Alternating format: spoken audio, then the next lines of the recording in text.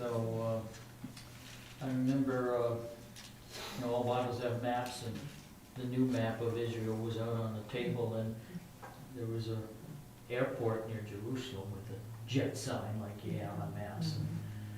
And one of our members said, "Oh, that must have been for the flight to Egypt."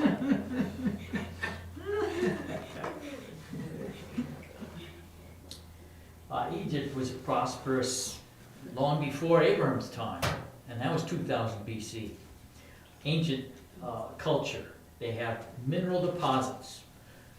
They were a technological people, smart. Their society had always been ordered. They had sea trade from both sides, from the Mediterranean and through the Gulf of Suez. They had trade with the Indian Ocean and the Pacific, so from both sides. The Nile River was an avenue for commerce, for trade, but fertile, and they produced grain. And that was also a communication way.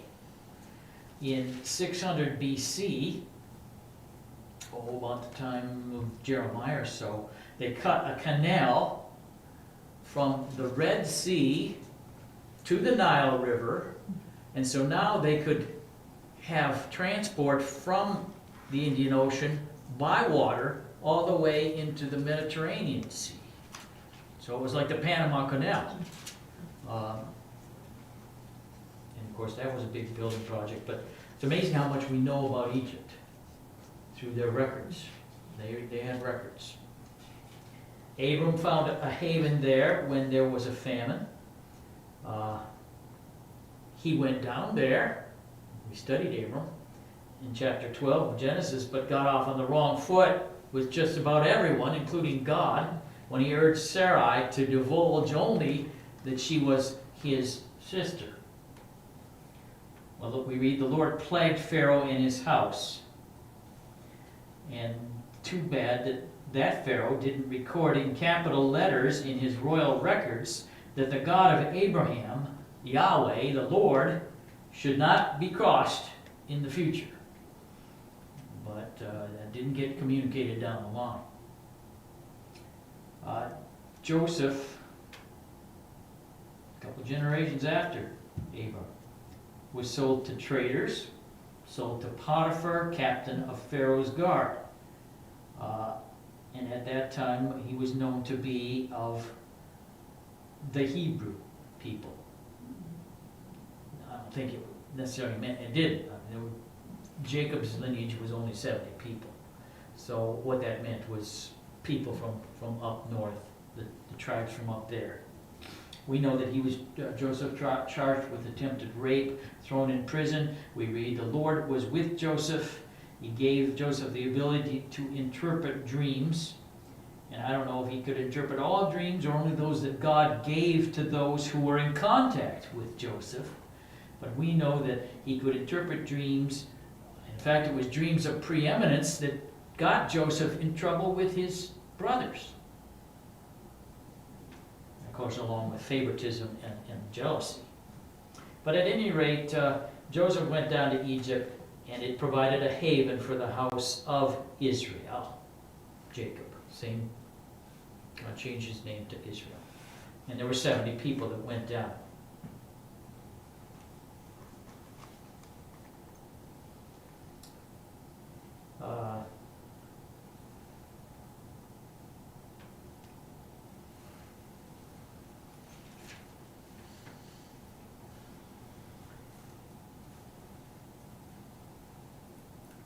In a dream, God had told Abraham, Genesis 15, that they would be strangers, his descendants would be strangers in a land that was not theirs.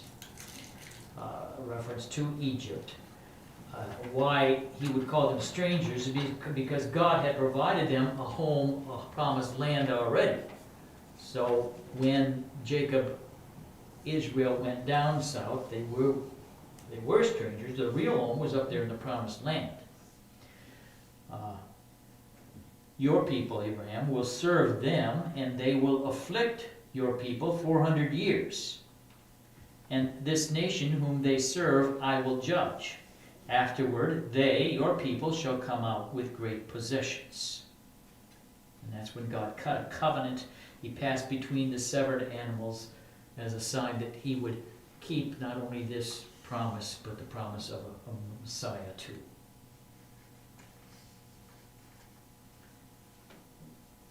When Joseph, they were down in Egypt now, and found shelter, were accepted. Joseph was dying. He said, "But God will surely visit you and bring you out of this land to the land of which he swore to Abraham, to Isaac, and to Jacob." And this is a great land, and Joseph was in charge, and Joseph's brothers and dad and everybody was pretty well favored.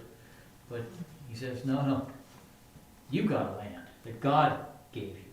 He'll bring you back there. And we know there was a hodgepodge of false deities in Egypt, involved in ornate rituals, and it could be pretty attractive.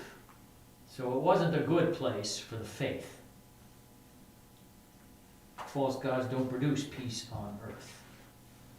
God had promised them a different home so that they not become attached to some of these false gods around there, and especially Egypt. And then couple that with the cruelty, the exploitation that came with prosperity. Egypt was prosperous, but with prosperity sometimes it comes even more cruel, more grasping. And so they exploited the Israelites. And like Herod, Egypt thought that the death of newborns or children would be expedient to them, to his cause.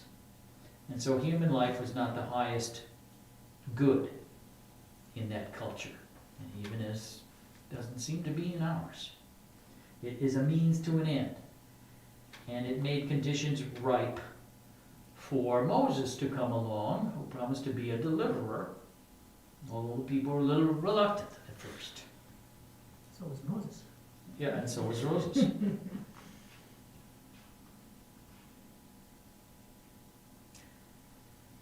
God could not be charged with cruelty with Egypt. He gave 9 plagues before turning Egypt's evil ways back upon their heads, and he killed their firstborn. And God expected appreciative obedience from the people that went out in the Exodus. He protected them from the Philistine war machine. Would have been the quickest way to go right along the Mediterranean Sea into the Promised Land, but the Philistines were a war machine. And he didn't want his people to face war right away. He had them go out into the desert for a while, and that was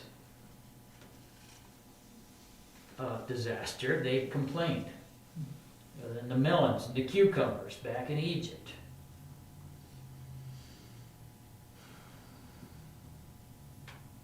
And this was a bad way for them to God had just showed them miracles and freed them, and now they want to go back. God made it a point from then on saying, you'll never go back to Egypt. You should never go back to Egypt. That represents falsehood and apostasy from me. Trust in me rather than in Egypt. And all along through the prophetic period, Israel would run into problems because they got away from God. God sent marauders in, or armies from the north. The Assyrians came in. And Israel, instead of turning to God, said, we'll make some alliances here with our neighbors. So they sought Egyptian help so that they'd be saved from the whatevers. And in fact, in the 600s, Assyria came into the Promised Land. Egypt came up, paid bounty, paid loot by Israel, Judah, to fight for them. Egypt was wiped out by the Assyrians. At least their army was, that army. So God taught them that you have to trust in me.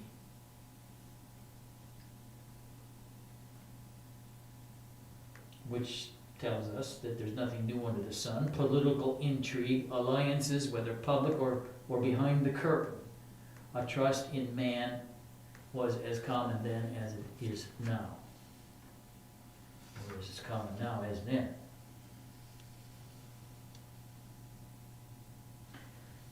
However, at the same time that Israel was warned of the danger of alliance with Egypt, Israel benefited from the trade that passed through Egypt up north to their lands, or landed at their ports.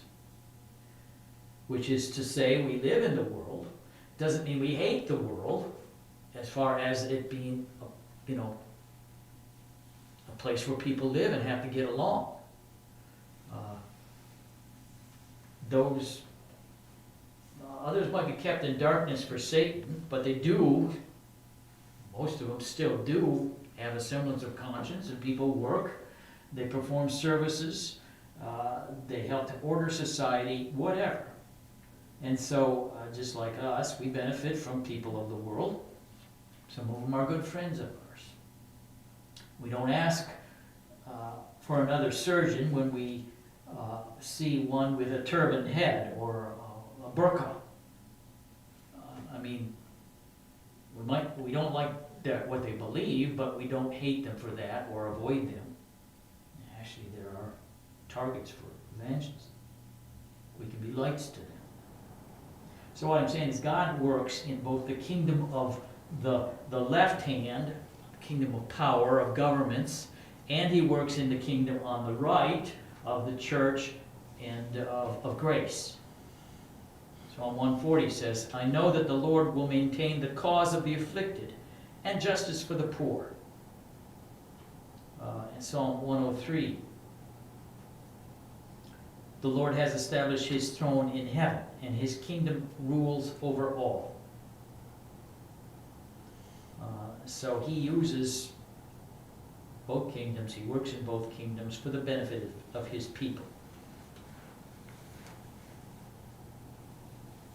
In fact, Psalm 103 mentions, bless the Lord, you his angels who excel in strength, who do his word. And of course, we're in the Christmas season when angels especially are prominent. Gabriel to Zacharias, and Mary, the angel in a dream to Joseph, and also the angel probably in a dream that warned the Magi to go a different way back east. And then in our study today, Joseph is warned by an angel in a dream.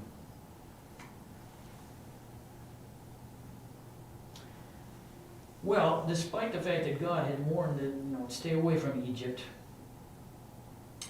after the destruction of Jerusalem, Jeremiah was left with a few people who weren't deported, and God said, stay there in the Holy Land. That's the Promised Land. But some of those people wanted to maybe get away from this God who had allowed the destruction of Jerusalem. They weren't real good believers. Jeremiah said, no, God says we have to stay here, and if we do go to Egypt for help or for better life, he's not going to like it. But they did go down to Egypt, and lo and behold, they did find trouble there. It wasn't pleasant, but some Jews did remain there, or they came later on, mainly to practice a trade. Maybe they were called down there, like Nate's being called down to Tennessee to perform some service. At any rate, there was a Jewish population that remained in Egypt, and we're a light, we hope, a light for Yahweh in that multi-God environment. And now for some history quote from a former professor of mine, Raymond Serberg, in Introduction to the Intertestamental Period, so from 400 to the time of Christ, 400 BC to Christ's time. Jews may have furnished descendants or people for the military colony at Zeb or Elephantine of the Egyptians. Jews built a temple in Egypt sometime before 525 BC. So they pursued their religion there. And then came Alexander the Great, and the Greek language and the Greek culture was introduced. And in fact, Alexander the Great founded what was the leading city, really, of the Mediterranean, Alexandria, in 332 BC. Dr. Serberg says, from then on, the Jews played a significant role in this great commercial and cultural center. And by the 1st century AD, which is Jesus' day, there were nearly 1 million Jews living in Egypt, with 2 of the 5 wards of Alexandria known as Jewish districts.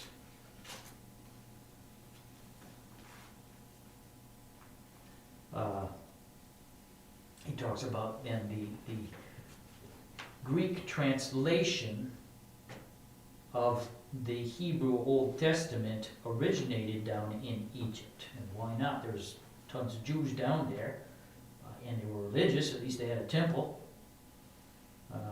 So at any rate, sometime around 300 BC, probably did the what's called the Septuagint, the Greek text of the Hebrew Bible, the Old Testament. And then just a few comments. Jews in both Egypt and the Holy Land, Palestine, were likely as familiar with the Bible in Greek as they were the Bible in Hebrew. It became the dominant language, the language of commerce, whatever. They were a lot of people bilingual or more. Serberg says Greek was spoken in Egypt by the Jews, who soon forgot Palestinian Aramaic and the Hebrew that Aramaic comes from. They're like German in one province versus German in another. Very similar. But soon enough, Palestinian Aramaic was forgotten, and the Greek was spoken exclusively. And Jesus likely heard the Bible in Greek as a child in Egypt when he went there.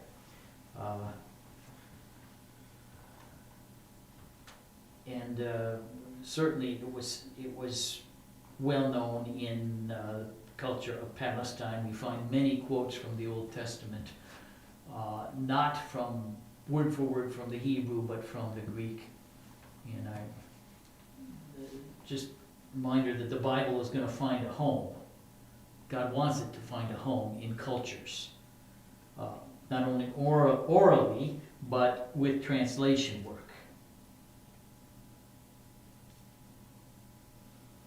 And the Jews, as attached to the Hebrew as they were, there came a point where it was not the accepted language, and the accepted text really became the Septuagint.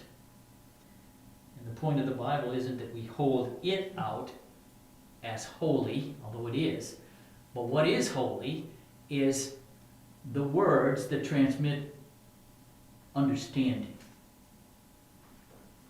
And so translating the Bible into the languages of the people is what counts. We want it, but the law and gospel understood, understandable in the cultures where Christ puts it or leads us. And so, sermon-ish here, the gospel is found in a divine human thing. The word in the flesh and the word in writing. It's both of them set into our world, and it may find a place in prosperity, or it might be persecuted.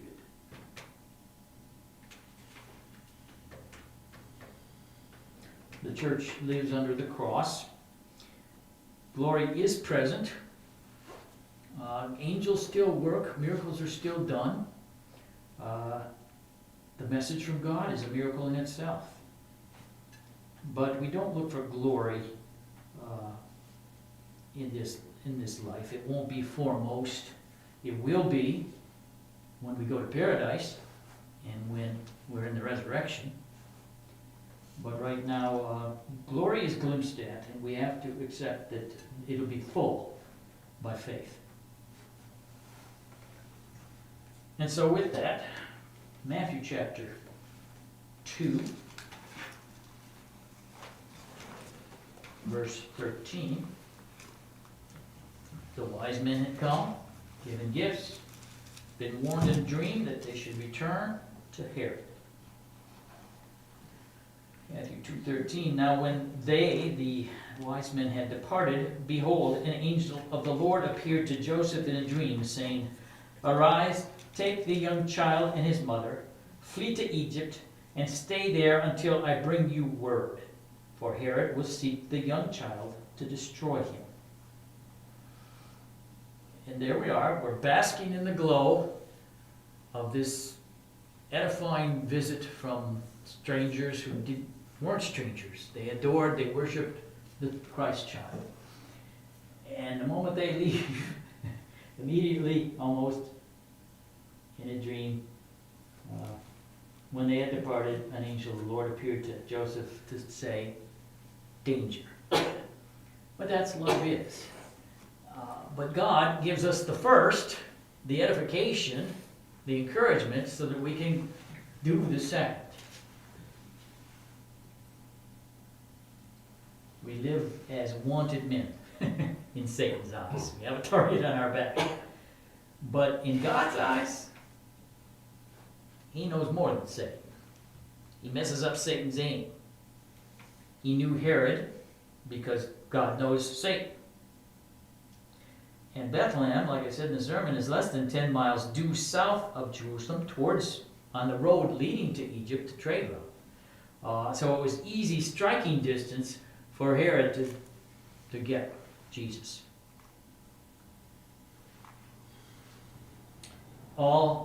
Everything up north of Palestine, some of it to the east towards India, all of it to the west, most of the northern coast of the African continent was under Roman dominion. And that is not as bad, of course, as directly being under this evil Herod, but the best place for the Savior, outside of a cave, which they had lived in for a time, was to go to Egypt. There Jesus could get lost in the cosmopolitan life and amongst the Jewish population, and they could worship and have Jewish friends. Now Mary had done her great work. She needed to concentrate on feeding and caring for the baby. Joseph, as head of the house, is the one who is approached by the angel to say, now it's your turn. Man up, take responsibility, and go. Because Herod wants to destroy him, and that puts Joseph on the move.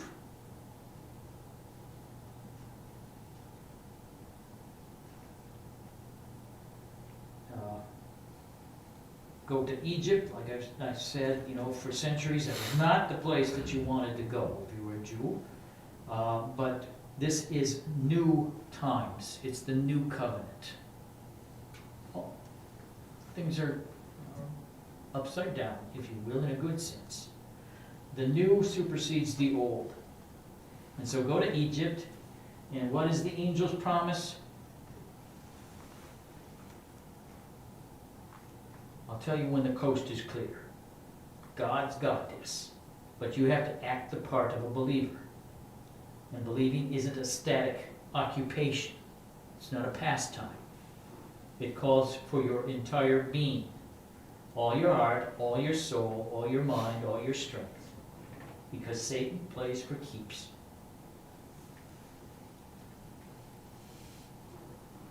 Verse 14, when he arose from sleep, he took the young child, and probably didn't get much sleep. He arose, he took the young child and his mother by night, and departed for Egypt. Emphasis on due diligence, by night, immediately. undetected. The young child, no longer a newborn, likely not even an infant,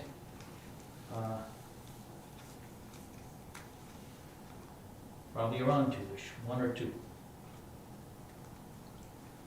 Matthew refers to Mary only now in relation to her Savior.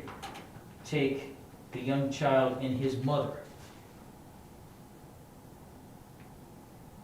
They departed for Egypt.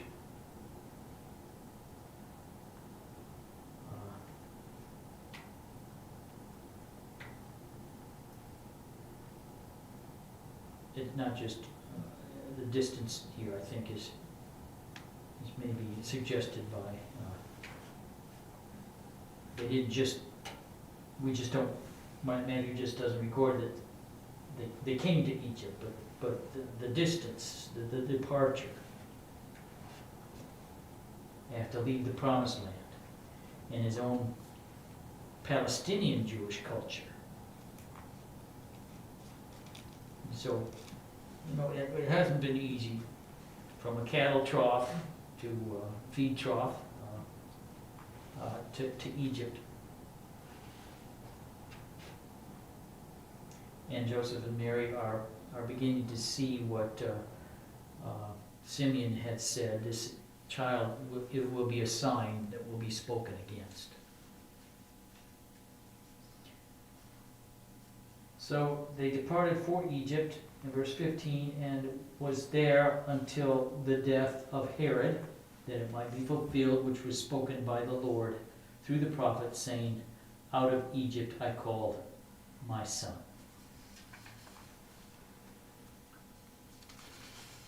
Herod himself, the destroyer, was destroyed in 4 BC. He died 4 BC. Jesus was born probably 5 BC. Our calendars are a little mixed up.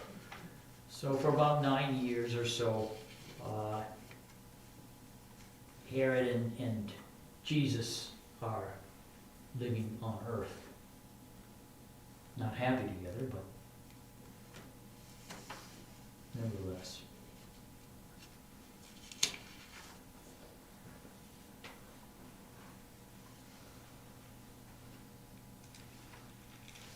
So that really is about it.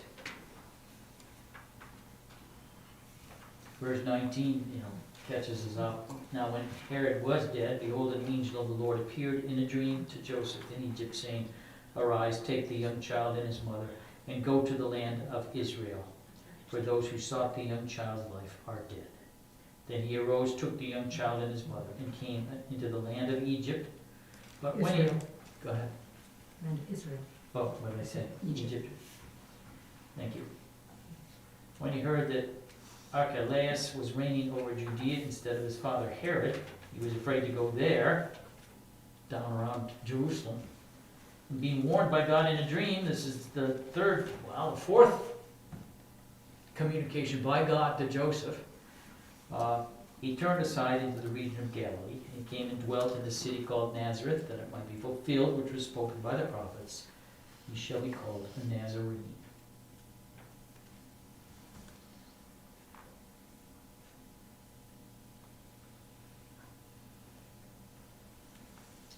So Jesus, a circuitous life, huh?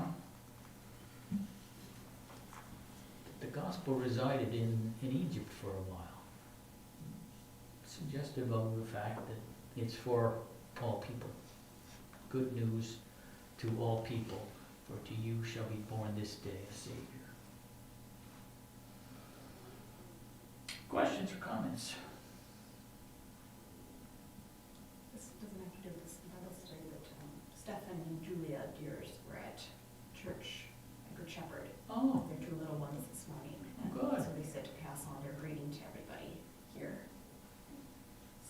nice We're to see visiting their them. family. Huh? They were visiting Martin and Oh, Kay probably over the holiday maybe? for New Year's, I think. Oh, They were. Nice. well, yeah, encouraging to Martin and Kay Marie.